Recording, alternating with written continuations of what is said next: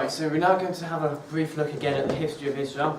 So last week we looked at the early part of the history of Israel up until King David, and this time we're going to have a look at the next bit of history. And the books that we're primarily focused on in this section are the books of Kings and Chronicles, which cover this next section of history, which is primarily to do with the kings of Israel. So the time that the children of Israel were living in the land of Israel, and the kings which they had, and the events which occurred. So the books of Kings and Chronicles are the two books, or the four books, which cover this period of time. Kings is a parallel record to Chronicles, and we find that generally both Kings and Chronicles are generally chronological, although they don't quite follow a strict chronological order. Sometimes, because we're dealing with a lot of different kings, sometimes they deal with the life of a specific king first, and then go back to other events which may have happened in their life. But in these two books, we see there's a number of kings which rule over Israel, and we'll have a look at these in a bit more detail shortly, and we'll explain why there's two lines of Israel and also Judah in a short while. But firstly, this period of time, as you can see from the board, covers around 400 years. These two books from the year 1000 BC, with King David and King Solomon, down to around 600, 500 BC, when Israel was taken into captivity, and therefore there were no kings in the land. The first one we'll have a look at. The first king we want to give a bit of information about is King Solomon, who is up here. So last time we looked at King David, who ruled over Israel, and we saw the promises which God made to him, which were fulfilled in the Lord Jesus Christ, as John also touched on earlier. And his son was Solomon, and Solomon then continued to rule over, took over the rule of Israel from his father David. And we just have a look at a few passages for his life. We come to 1 Kings chapter 3, which is on page 350.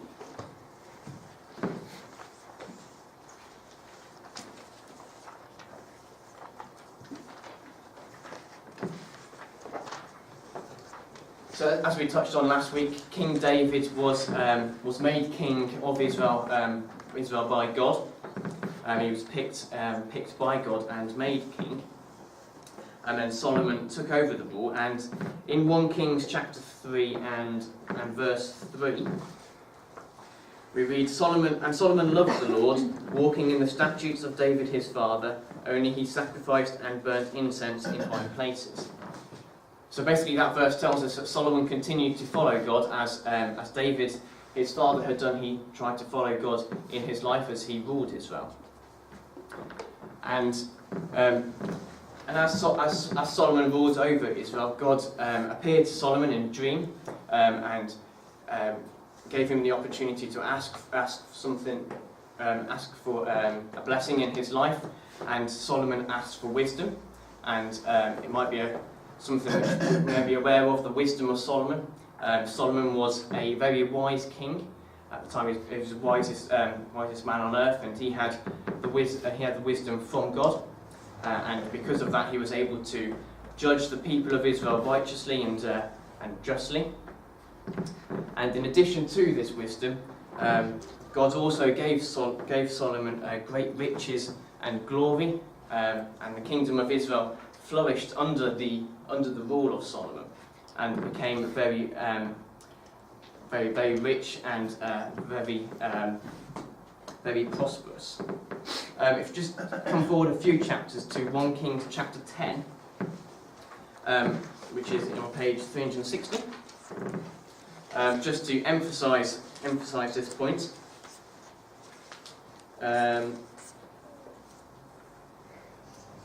So 1 Kings chapter 10, the Queen of Sheba in verse 1 has heard of the great wisdom which Solomon had, and the great riches and the glory of the kingdom of Israel.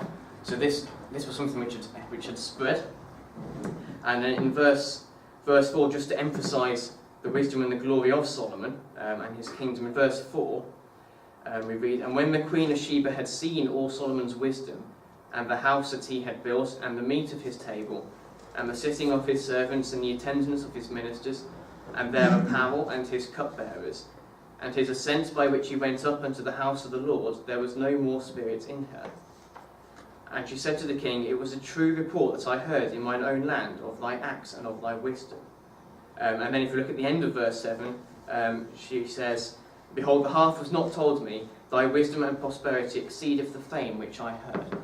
So the wisdom and the riches and the glory that she saw when she came to visit Solomon far exceeded anything that she had been told about it. And this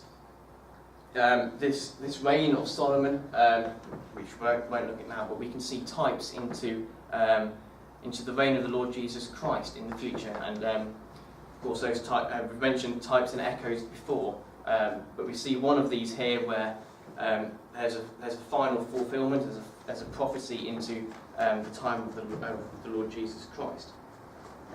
So that's how Solomon started his reign. But we then find that as he progressed, as he continued his life, that he then was corrupted by the power which he had. At this time, he obviously had absolute power over the kingdom and had all these riches and glory, and he then fell away from God. He no longer followed God. And if we look in chapter 11 of 1 Kings, and verse 4,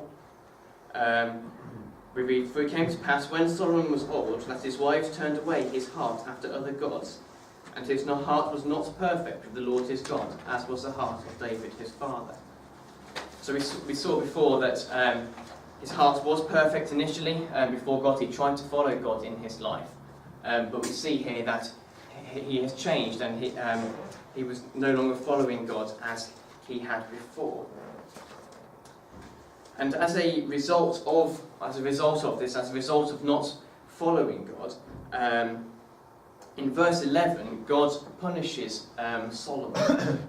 So 1 Kings chapter 11, verse 11 to 13, we see there that God punishes Solomon. We'll just read the verses. "Wherefore the Lord said unto Solomon, For as much as this is done of thee, and thou hast not kept my covenant and my statutes which I have commanded thee, I will surely rend the kingdom from thee, and will give it to thy servant. Notwithstanding in thy days I will not do it for David thy father's sake, but I will rend it out of the hand of thy son. Howbeit I will not rend away all the kingdom, but will give one tribe to thy son for David my servant's sake, and for Jerusalem's sake which I have chosen." So Solomon here is punished, and he's told that the kingdom will be taken away from him. And we saw last time that David was given the kingdom by God because he tried to follow God. And so this is the reverse which is happening. But not all the kingdom will be taken away from Solomon. It says in those verses that a tribe would be left with Solomon.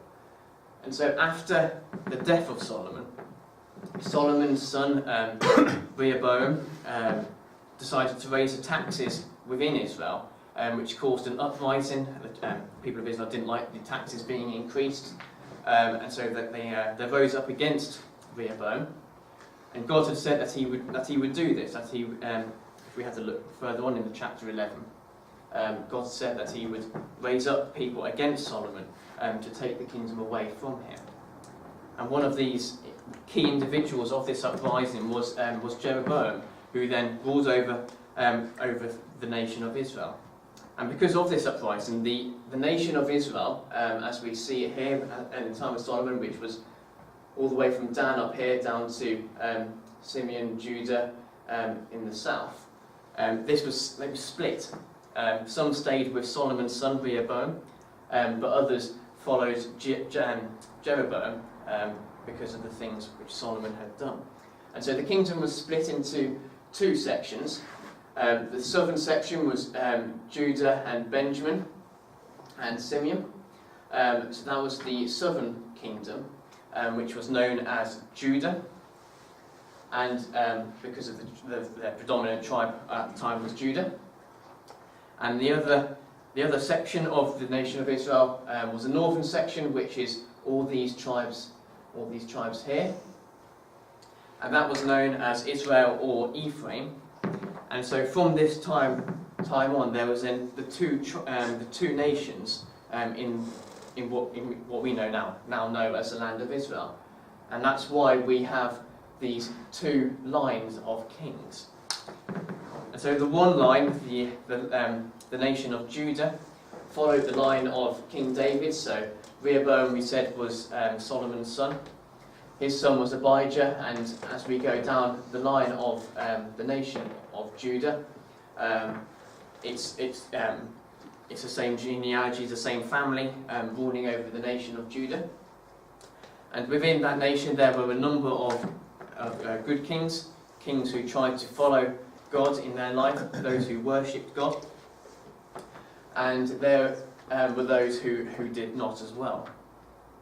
And then in the tribe of Israel, in the northern part, the northern section, we see there was another line of kings, starting off with Jeroboam, as we mentioned.